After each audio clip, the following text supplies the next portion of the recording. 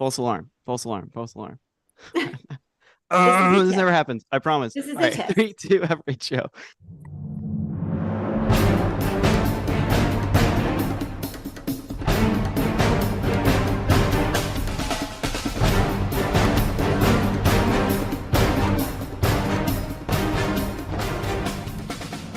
Everyone faces questions and decisions that require insight and answers as we move forward personally, professionally, and corporately in all areas of this thing we call life in America today. Hello, this is Joe Schofield, and I invite you to tune in every Monday evening from 6 to 7 p.m. as we talk together and hear from key leaders of all ages and backgrounds about your questions. Interesting, informative, intuitive, but always encouraging. Tune us in on BBS Radio Network. Join Pastor Joe and co-hosts Ron Greer, Dr. Paul Hall, Stephanie Thayer, and Dr. Craig Thayer in Raising Expectations.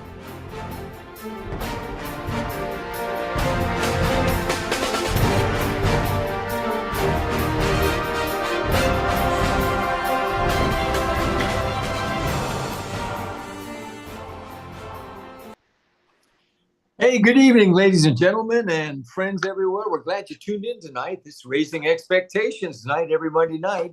And we count it a privilege and an honor to have you with us each week. And thanks for the information you send to us and the questions that you ask and the ideas that you have. And thanks for letting us know that the name of this show seems to be working, because you do let us know that you have your expectations raised. And that's the thing that's most important to us. We're all men of faith. We believe in what the Bible says. We believe Jesus is the Son of God. We believe he works in our lives. And we know who we are when we accept the gift of salvation. And right along with that, we know that he works with us every single day. It's great to know that we have him with us each day, wherever we go, whatever we face, and whoever we may be dealing with. So tonight we've got a very, very special program again for you once again. And we're going to introduce the folks again as we do each week, because you ask each week. So I'm going to go ahead and do that. And then we're going to introduce our special guest tonight and just have a wonderful, over a cup of coffee or a Coke or whatever it might be, depending on what part of the country you're in right now. Or if you're listening to us all the way from Uganda, whatever that might be, your time of night there is a lot different, or early morning. So we're glad you are with us tonight. So we're going to begin on the West Coast with Dr. Paul Hall, who comes with us. As we know, Dr. Paul comes from Southern California and Lompoc, California. And Dr. Paul is a retired pastor. He's a theologian. He's a Bible professor. And he's just one great guy. Known him for over 50 years. And this guy's like a brother.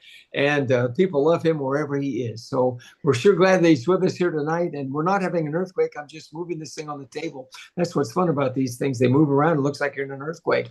But anyway, Paul is in Southern California, in Lompoc, north of Santa Barbara.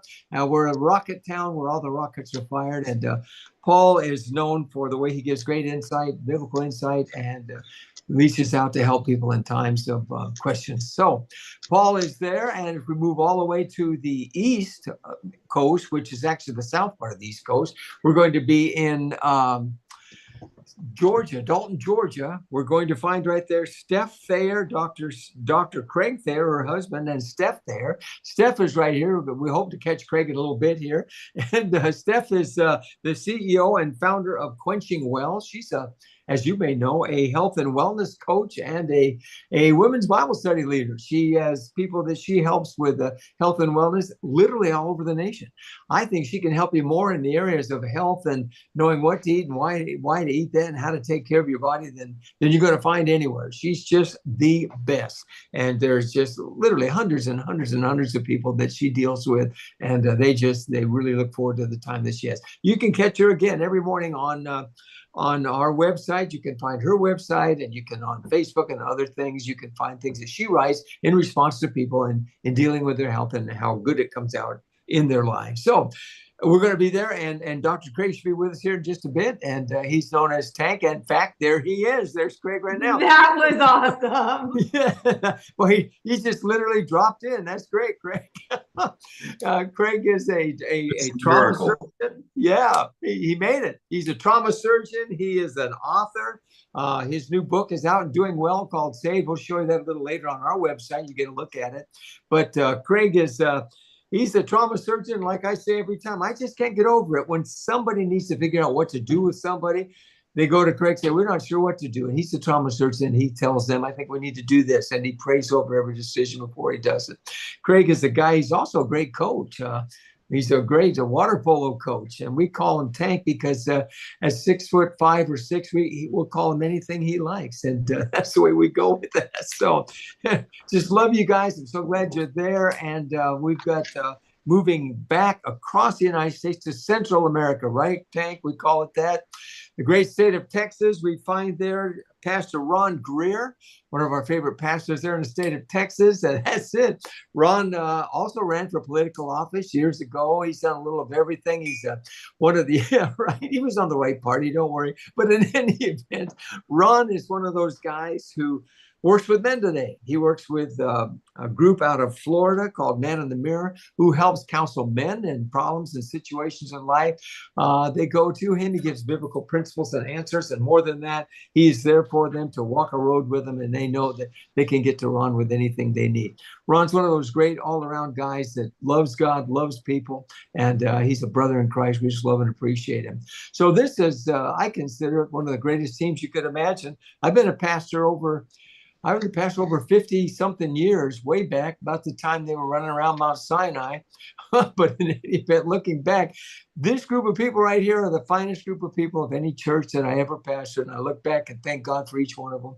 So as they share tonight, I know there'll be things that they'll probably have you thinking about too. And I'm just thankful that they're here.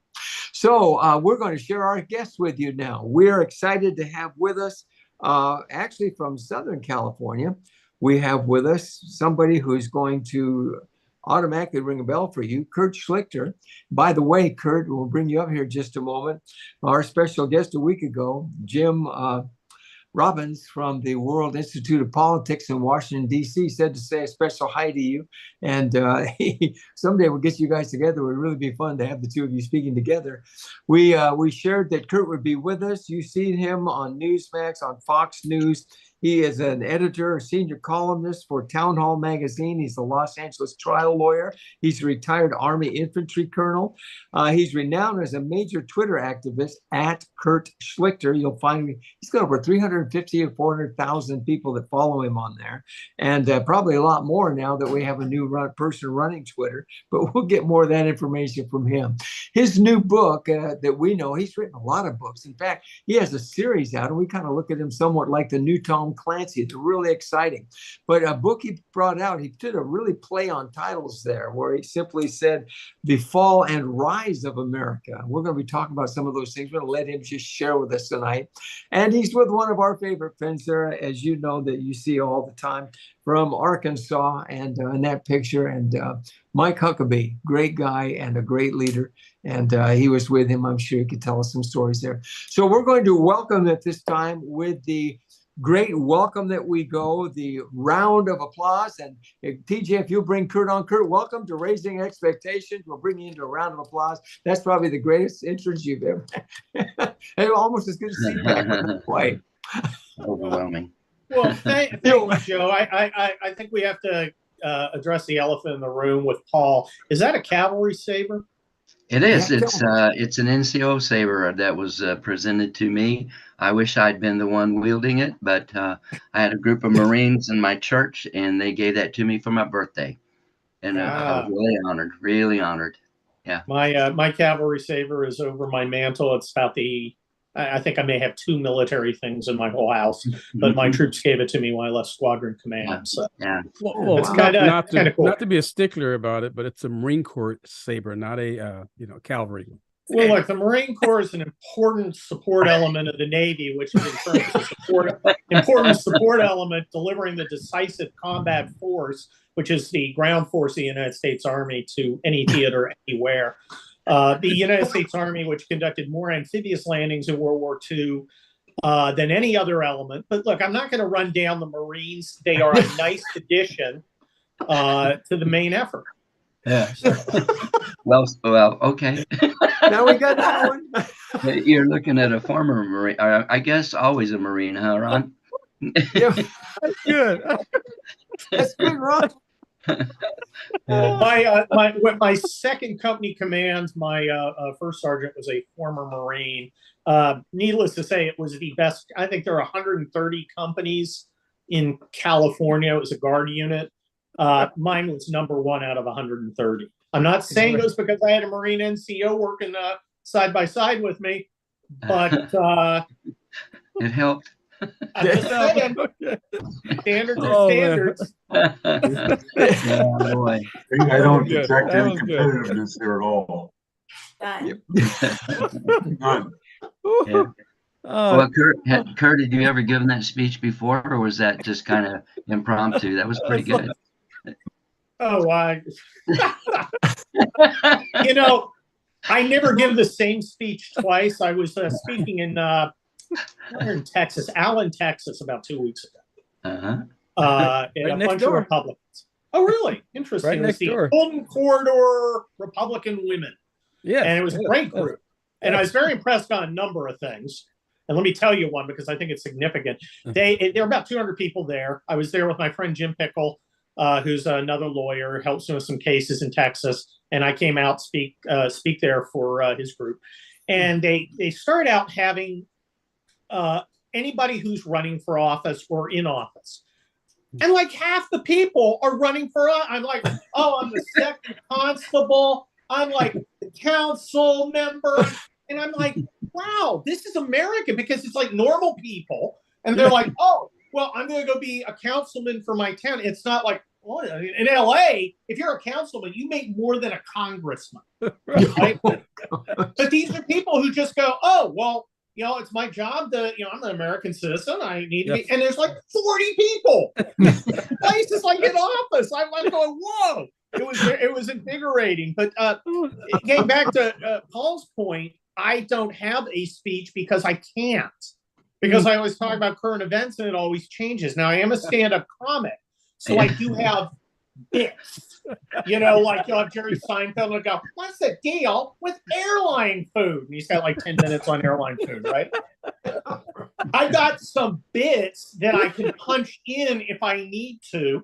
For instance, I always end up talking about some of our young soldiers. I have several stories that illustrate how incredible they are and what an honor it was to lead them. And that's usually the same. But no, to answer your question, I never do the same speech twice because I can't, because every day is different. I mean, today you have Fulton County like accidentally releasing indictments before the grand jury. I'm like, Accidentally. Yeah. Well, look, I always attribute to incompetence over cunning when it comes to the government. Yeah. And especially in Fulton County. I mean, my God. And It's of a course, third I'm world looking country. at him, and I'm, and I want to clarify one thing. You guys may say, "Well, Kurt is a lawyer; he has a legal background. What is your legal opinion of these things?" These aren't legal cases. No. Okay? I mean, it'd be like, it'd be like going to, Tank the Surgeon and going, "What's your opinion on voodoo?" I mean, it's not. Magic potions to make somebody well. It has nothing to do with what I do. Yeah. Because they're purely political acts, and they're horribly destructive of our culture. Yeah. Because they're ridiculous. I mean, as a lawyer, I'm looking at it going, this is a joke. Yeah. It's a joke. It's just not funny. Well, let me ask a question along that line, because I have a very conspiratorial mind. That's always a mistake. Although I've been right a number of times. My opinion is bad people are generally too stupid to maintain a conspiracy. Yes. I mean, they're just bad people. There you go. There's no hidden agenda. They're idiots. They're bad people. Well, I traveled around the country and talked to a lot of people, and especially the 30 to 45-year-olds. Now, the thing that concerns me, I think most of all, is that the ones who are everyday not common, but level-headed working folk concerned about their jobs, their families, blah blah blah, they're disconnecting. It just all the crap and all the news, they just disconnect. But then if you talk to the left-wing socialist, college student, twisted mind, they are just passionate about the radical agenda taking place, and everybody's disconnecting. So my question is the chaos that constantly bombarded, you think that's intended to cause people to kind of shy away, or what? Well, no, I think the left, it is a side effect. Remember, look, everybody in there, everybody has a place inside themselves that's empty. And, the six of us here try and fill it up with Jesus. Okay. I mean, I'm probably the most inept Christian on earth, but I give it leftists don't. So they've got this void inside they got to fill up with something. That's right. And it's almost like a weird pagan religion, worshiping the climate, the scary climate monster is going to get them.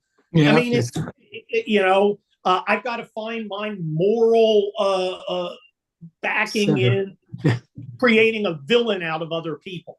Which is, and remember, leftism is pretty much the exact opposite of Christianity. In fact, I don't want to get theological, but it's a religion. I guess who's behind it. The thing is, with Christians, you try and make better people. With leftism, you pretend to make better people to increase your own personal power. Okay. I mean, it doesn't. I mean, it's a very different mindset. Right. And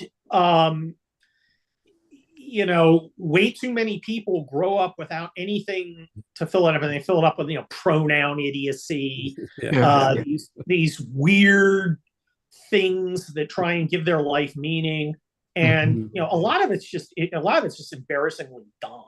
It's just ridiculous. And you feel bad for them, because they don't say the truth, but also I don't like to see people in a place where they lose their dignity by giving over their humanity to something. Something wrong and evil and dumb. I make fun of people in the political field, but I don't like to see someone humiliated. And I don't think normal people do. It makes me feel bad for them. And I look at these people, and you look at the idiots who went and tried to shout down, Ron DeSantis. Right. Yeah. You remember they had this horrible blue hair. They've taken the beautiful bodies that God gave them, and this blue hair that is a transgression. It's actually an act of rebellion against normalcy. They're not in particularly good shape. And look, I gotta have a but I was at the gym this morning. I tried, but they grasp ugliness. They grasp things that cause division with others. And they have this kind of they have. I keep thinking of the, who do you guys know a lot of preachers who are like John Lithgow and Footloose? Remember him? I know a lot of leftists who are exactly like that. A lot of preachers I know, I'm like, you could use a little more Lithgow, guy. You're looking a little soft. But that's not what. That's the lie is that we're the lunatics out there trying to shove things down their throat. What they don't realize, because they don't care enough to even pretend to study what we think, I can't force Jesus on someone. How am I going to do that? Right. No. Well, first of all, I'm going to get in trouble. I'm going to have some explaining to do, and I don't want to explain that. But it wouldn't work. Because but for them, look at all their efforts to force conformity. Yeah. That's Okay. right. I mean, they're the Puritans. Yes. They're the people who would put you in stocks Yes. because you didn't come to their climate gathering. Yes. Exactly. Yeah, exactly. All right. I don't want to get too down below. But, I'm just, this just strikes me as something that's just glaringly obvious that a lot of these people are empty inside and looking for something. And, some people find alcohol. Some people find gender weirdness. And, some people find, an immoral lifestyle.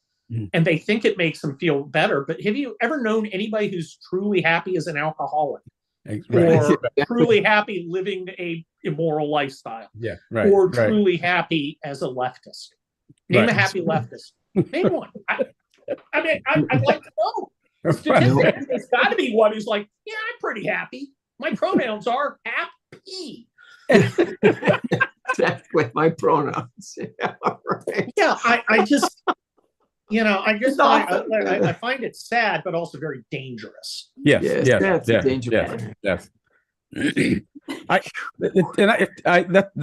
guess the other part of my deep sense of angst is they have these insane ideas because they're disconnected from reality, and I was disconnected and not even disconnected. They're opposed to anything that is biblically it's centered. Anything that is God is completely opposite of that. And because God won't conform to them. Right. Exactly. And if you love God, you're not going to worship government. You're not going to worship the climate change mysteries or whatever they are. Right. And they get angry. Yes. Look, I don't get angry when somebody doesn't believe the way I do. Right. I get a little sad. Yes. I think everybody should believe how I do. Otherwise, I wouldn't believe it.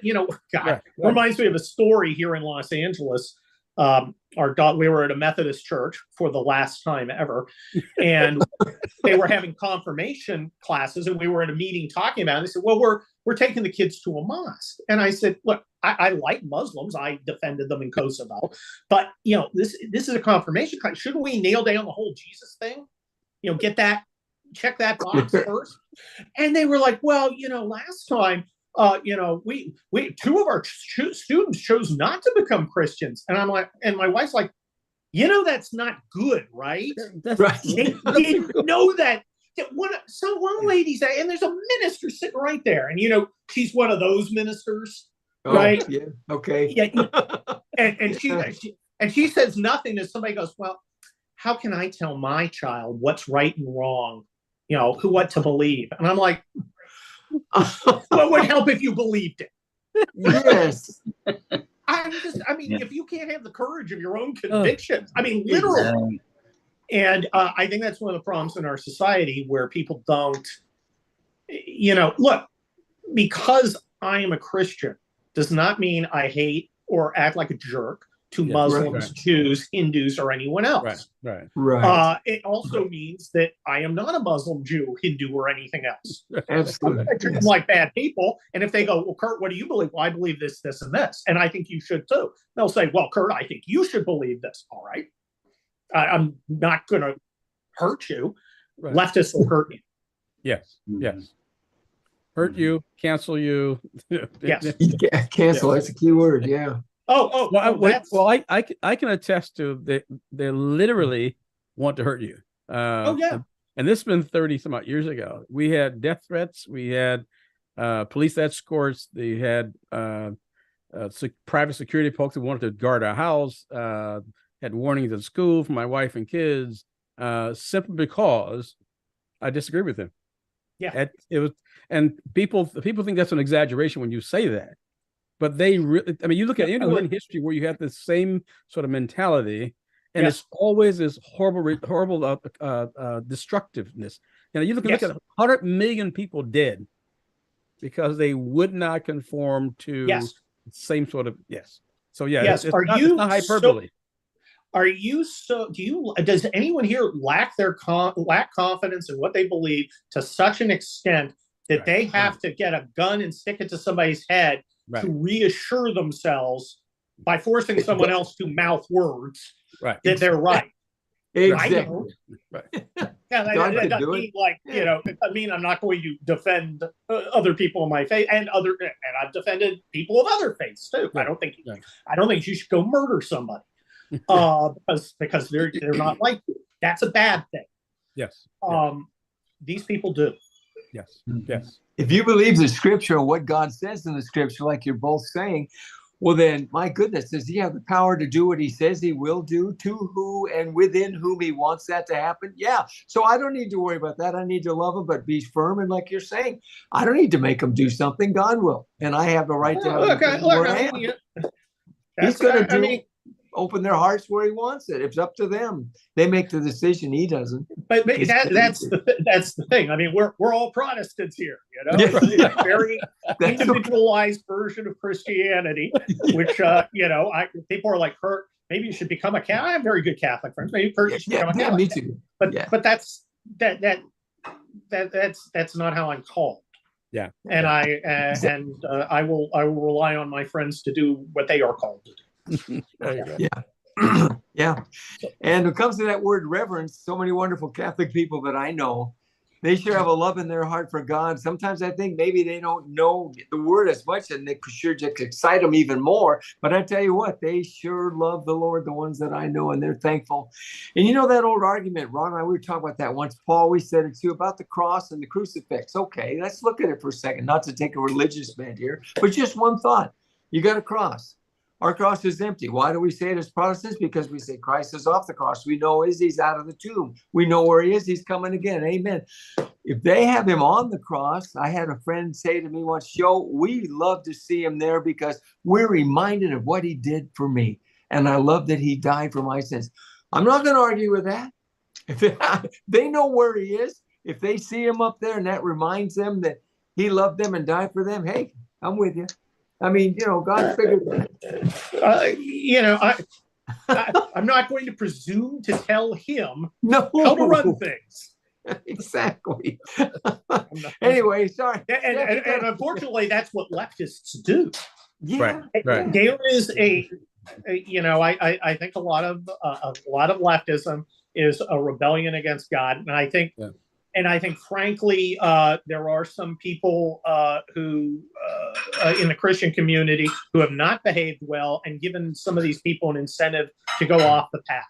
There are a lot of leftists out there who had bad experiences with people calling themselves Christian, and that didn't help. That does not help, and that's bad. That didn't help. So it's Jesus talk today with Kurt Schlichter. Who would have thought that? I love it. My wife's over there going, just shaking her head. Well, on another subject then, tell me your opinion about Ron DeSantis, if he's got a shot in the dark or not. I'm a big supporter of Ron DeSantis because I think he's a great guy. I also like Donald Trump, who is an imperfect human being. And Ron DeSantis is an imperfect human being. Only my wife is perfect. There you go. Points. You got points. Look, I think Ron DeSantis has a track record of achievement. I think he will appeal to voters. Donald Trump has a lot of great achievements. I think he was a generally good president. But 53% or so of people just hate him and will never vote for him, including a lot of conservatives who, I can take some of his rougher edges. I was in the infantry, but other people can't, and that's not for me. I can't hand wave that away because maybe I don't think it's rational because my goal is to beat the Democrats. But I think that's true. I think Trump has a lot of loyalty from people. I think they appreciate what he did. I think they think he speaks for them in a way no one else has. I think they're right to feel that way. He was a very necessary change agent, even when he drove me crazy doing some things that I didn't appreciate. Right. But I don't think he wins in 2024. Will he win the nomination? Well, he's got about half the votes now as the ex-president, which I do not consider particularly great. I mean, you've got this desiccated husk in the White House. He's got like 75%. There are a lot of Republicans out there looking for other options. And Donald Trump, a lot of them are rallying to Donald Trump because of these outrageous criminal charges that are just garbage. I mean, they're a joke. Again, a joke that's not funny. And I understand people rallying around him. I don't think people 5 months out are really looking yet. I think the debate will be the first time people really pay attention. And I'm just writing an article that says, Donald Trump shouldn't debate. If I was advising him, I'd say, don't debate. You're ahead. I wouldn't. You do it. I wouldn't. I wouldn't do it. You're hiring me to get you to win. Don't debate. You have nothing to gain. Donald Trump does not think like I think. Donald Trump is not coldly, ruthlessly strategic like I am as a lawyer and an Army officer. He's Donald Trump. He's going to do whatever Donald Trump damn well wants to do. Exactly. The thing is, I think DeSantis, he's clearly in second. I don't buy that he's in third. I think he's around 20%.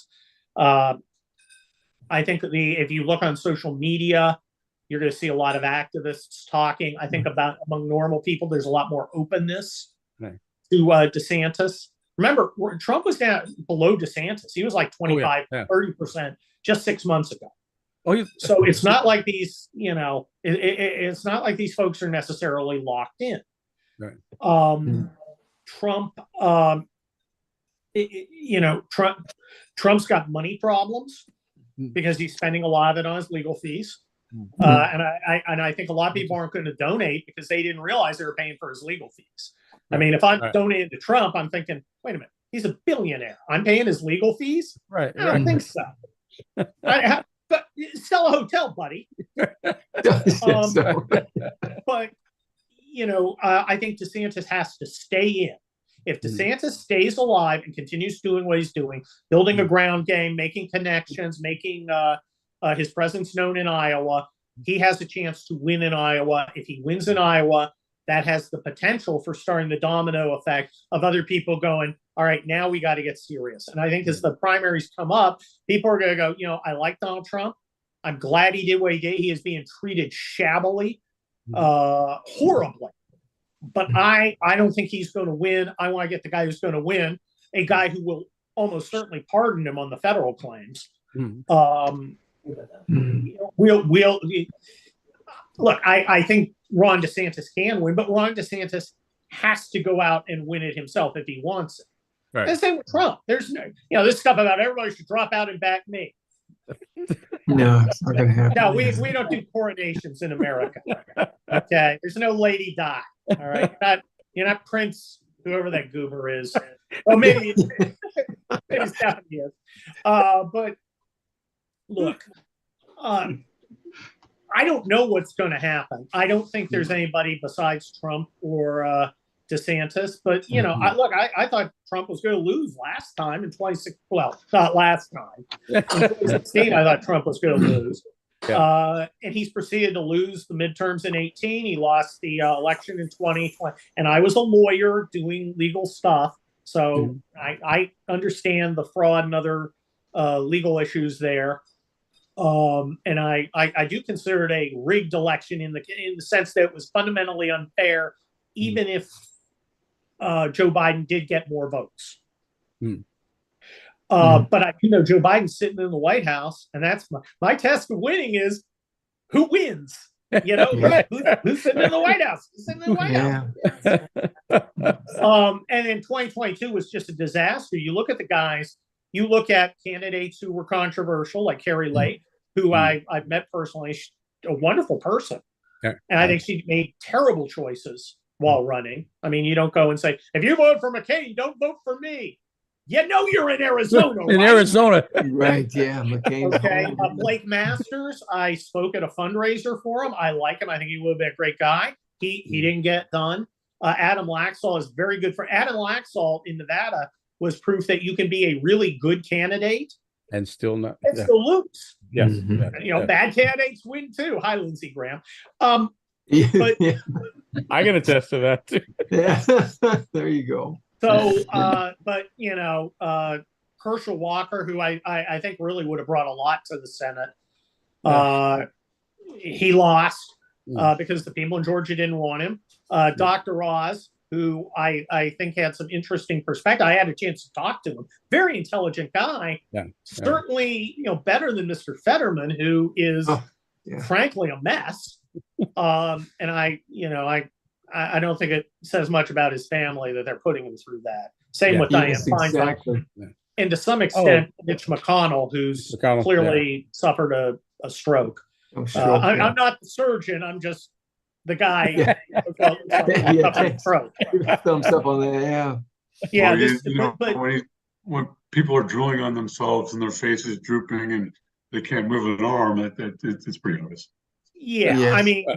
I think the gerontocracy issue and the partisanship's so great that I would literally vote for a guy like Mitch McConnell, who is functionally incapable of doing his job, simply to make sure I had the vote. Boy, and that's sad.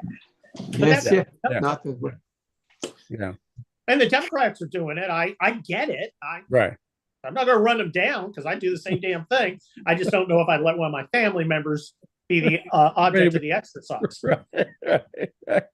Right. Oh, I'm sorry. I won't hog. Go ahead. I'm sorry. I was going to nothing, but I'll wait.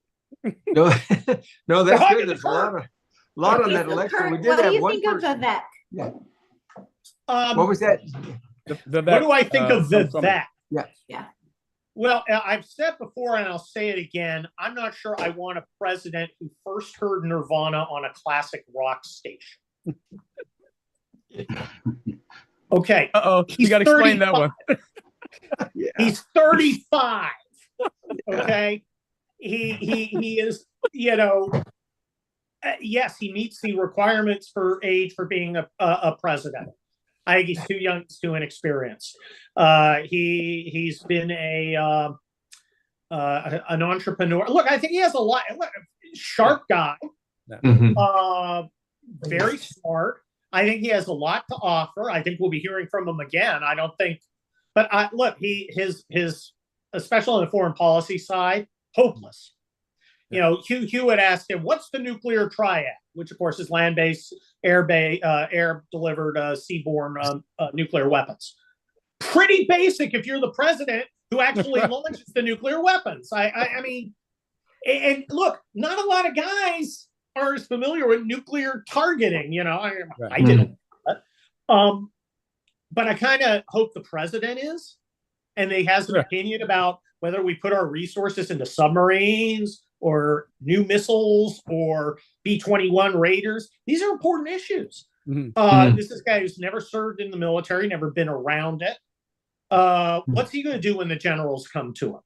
Is he going to have the confidence to say no? Because Trump didn't. Trump was impressed by guys with medals. Ron DeSantis, he was at lots of briefings with lots of generals, and he knows when someone's a good general and someone's a bad general. And I think he understands the chain of command because generals will lean on you and they'll do that. They've got, fruit salad and everything. Listen to me. Look, I got this bag. Right. Where I've been. And you got to be able to do what Winston Churchill said. And Winston Churchill, of course, fought in the Boer War, commanded an infantry battalion in World War I. Lord of the Admiralty, he would go, "Stop it, General. You're going to do X, Y, and Z." Because the president's commander-in-chief. And he's got to be able to say no. And the military's been ran roughshod over Trump. And it's completely ineffective right now. It is a disaster. I am, of all the things I'm worried about, the state of our military and its vulnerability to the Chinese, because the Chinese are serious. They are. Chinese get serious. Yeah, that was the question somebody wanted to find out about the supposed readiness or lack thereof and in the South Pacific and even the Aleutian Islands. What's going on with Russia and China up there? Well, And, first of all, we have 280 surface ships. The Chinese have built over 400. cool. So they now have the biggest navy in the world, where we used to. Now ours are conformed a little differently. We have, carriers, super carriers. They have diesel carriers, or fuel or oil carriers. They, we have been living in the Pacific on the legacy of World War II, where we conducted massive operations over the entire Western Pacific, and that became who we were as American military, American Navy, and that powerful tradition was a combat multiplier. We had the biggest military, but we knew how to use it. Right? Do the Chinese? Do we still? Well, we've been running ships into other ships. Are we focusing on DEI training, or are we focusing on how to employ a carrier battle group against the Chinese, especially considering the limitations on range of some of our fighter aircraft? Because I'm not sure we have the right. I'm not sure we did the thinking that we needed to do to get the right mix of equipment. And the Chinese, of course, asymmetrically exploit our vulnerabilities, particularly by intermediate range ballistic missiles, which can reach out and touch us long before we get close enough to let our F-35s hit them. Right.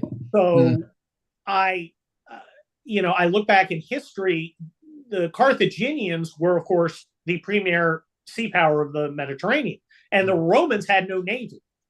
Right. And Carthaginians were just pummeling the Romans until one of their ships washed up on the beach. Romans copied it and learned how to have a navy very quickly, and actually beat the Carthaginians. Right. So, are we going to sit and glide on our past glory and just assume the Chinese aren't smart enough to figure out how to employ a massive, massive armada?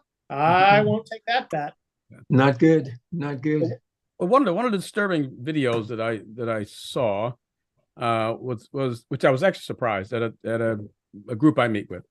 So the Chinese have produced two sort of videos of their Navy's capabilities and size, and they actually took the video and showed it publicly, which I've never heard of before with Chinese.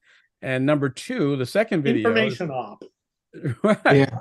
It's like, you have a Chinese fighter pilot who filmed himself flying over a U.S. combat ship twice, and films the thing, and you show it on television, and then you show it worldwide. That's there's just a number of things like that the Chinese have been doing that says that the things that have been unthought of, and when I was in the military, and all of a sudden I mean, you're allowed to fly over.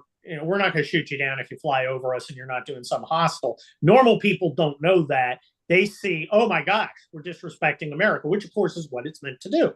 Yeah. Now we do some of that too. We will send our stuff through our ships through the channel between Taiwan and the mainland to emphasize this is international waters. We're executing our right of passage. So that's something we do too. I'm not arguing it's right or wrong. I'm just saying that we use information operations too. I'm just not sure we can back up our information operations like we used to.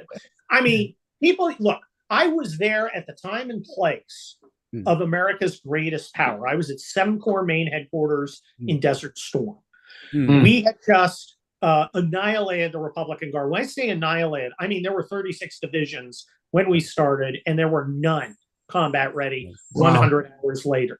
Right. It was, and this isn't just, a little battlefield like Kenai or Elysia or one of those. This is over the entire south of Iraq. Right. We just wiped them out. Right. They just, and the entire world was completely stunned. Yeah. Keep in mind, these were the guys who trained to fight the Russians. Right. And we were the most powerful combat force ever assembled. And we just destroyed, and the whole world was just like stunned. And that was the pinnacle of American power. I was there at 7 Corps headquarters when that happened. And I didn't realize that till years later when I was like, "Holy cow, I was there." And we've gone downhill from then. We thought history had ended. We won. We won. Yeah. No one could beat us. But it's like baseball. There's always another season. Yeah, you're the champs this year. Maybe you'll be champs next year. Maybe you'll have the Celtics for 5 or 6 years or whatever during the 60s. But maybe I forget who it was. The 76ers went and beat. I forget who it was. Wilt Chamberlain's team.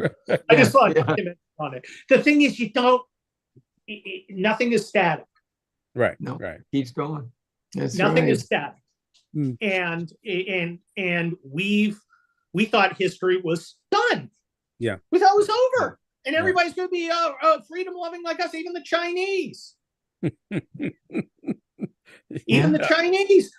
That's why we engaged them. And I don't think that was necessarily crazy. I think that was worth doing. But when they figured out, they're just taking our stuff to make a dictatorship more powerful. It wasn't like Germany and Japan, which became republics or democracies. Although Germany is now wants to ban the second largest political party because apparently it's unapproved. Gosh, how could the Germans banning other political parties go wrong? Never seen that before. Look, Iraq was bad. Afghanistan was a disaster. Yeah. But I still think the biggest foreign policy disaster of the last 40 years or 30 years was the failure to take Russia, and if not make it an ally, at least make it a compadre. Bring it into the West. It was never, it's never going to be like one of those small towns in Texas where everybody's part of the democracy. But it didn't have to be what it is now. We alienated it. Now they're sidling up to China. Although I think Putin's smart enough to know that's a matter of the alligator eating him last.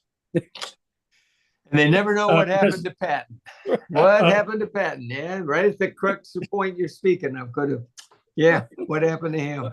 Well, we could have, we screwed that up terribly and basically invited this. And I'm not blaming us for this war in Ukraine because I went over and trained Ukrainian soldiers 4 times. Served with them in Kosovo.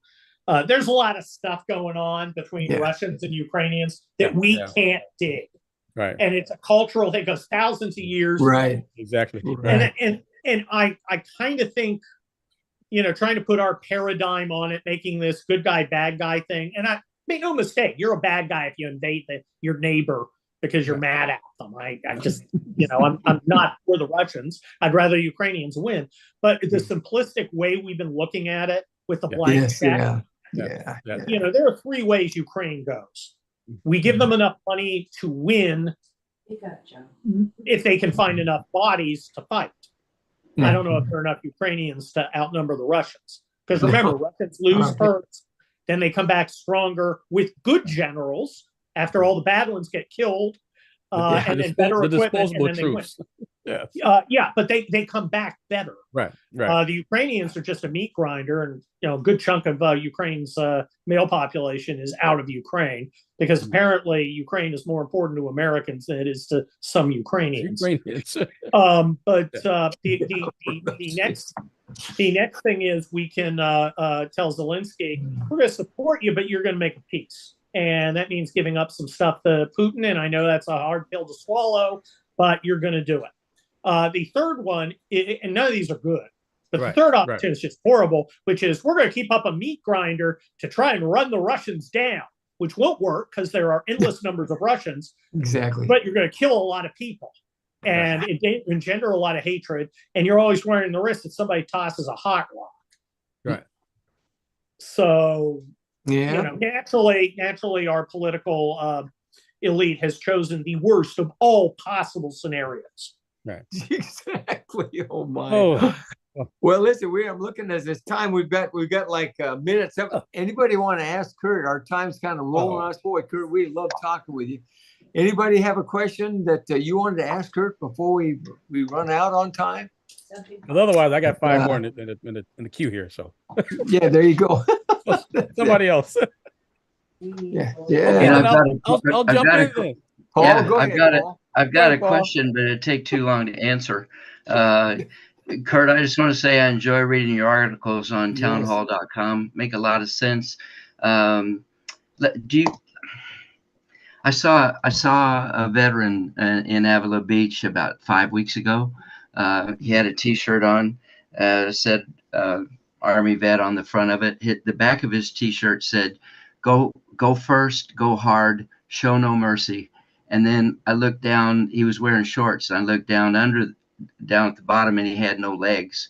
And I just when I see those kind of things, my heart goes out. And it's what you've said gives a lot of insight into things. I hope you'll come back, because I really do have some questions I'd like to ask you based upon some things that you said and things you've written, and it'd be really, really fine. So thanks for being with us tonight. That was well. great. I appreciate the shout out to our troops. The greatest honor of my professional life was leading American soldiers. I would sit there and go, "Holy cow! Do they know that they picked me to do this?" But I was pretty. I enjoyed it, and it makes me very sad that right now I'm recommending people don't join our military. I still support you if you do. You say, "Kurt, I'm going to do what I want." Roger that. I'm behind you 110%. I just think it's a really bad idea. And as somebody who represented briefly one of the families of one of the Marines killed in Kabul, and got kind of a close look at some stuff that was pretty distressing. Right. Right. I don't see the general. I think we need a president who's going to go in and clean house. Who's going to say, "Hey, if you've got a star, you're presumptively fired. Now let's talk about which ones of you I keep." Yeah, right, boy. Oh boy.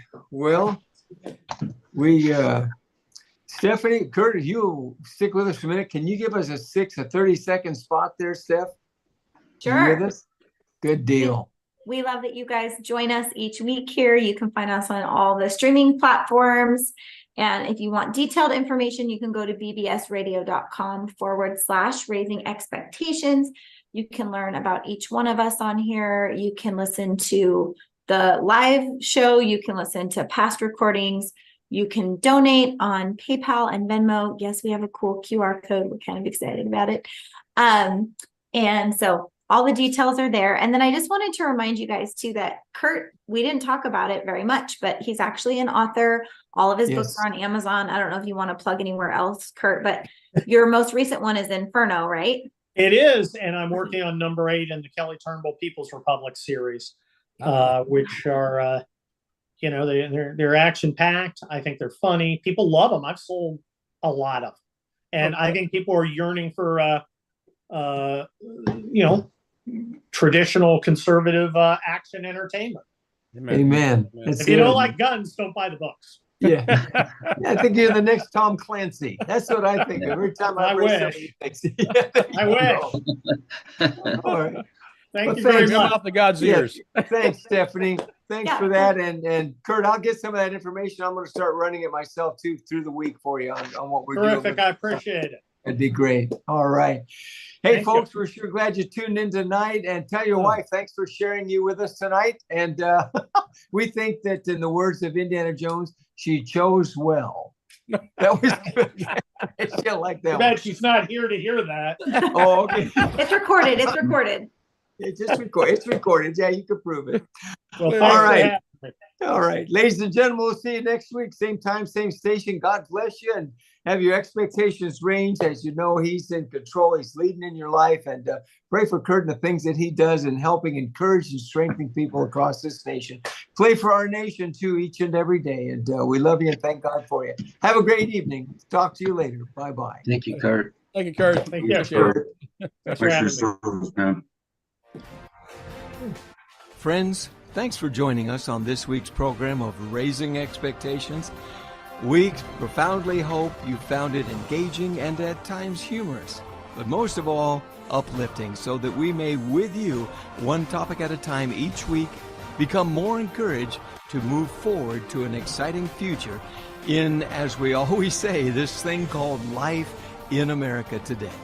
So let not your hearts be troubled, your family, finances, faith, freedom. It can be a great future as we talk, listen, respect, and pull together. Please let me hear from you. You can reach me at 972-922-8556.